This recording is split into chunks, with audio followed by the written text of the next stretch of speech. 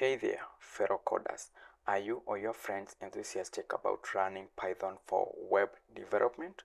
Worry no more, because we have got just the workshop tailored for you. Starting from May 7th, our 2-week session will equip you with all the essential skills that you need. Within the 2 weeks, we are going to cover Python fundamentals. We are going to start and learn how to manage a Django application.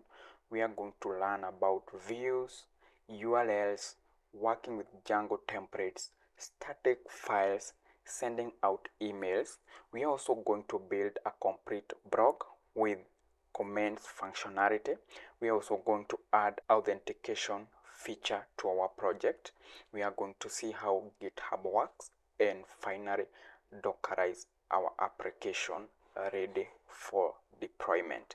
As a bonus, we are going to deploy our web application on a cPanel hosting and also on AWS as Docker containers. On top of that, we are going to work with some amazing technologies such as Ajax, jQuery, and we're also going to configure our Django application with the various databases: MySQL, PostgreSQL, and the default SQLite 3.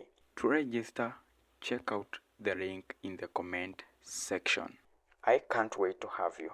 See you in the workshop.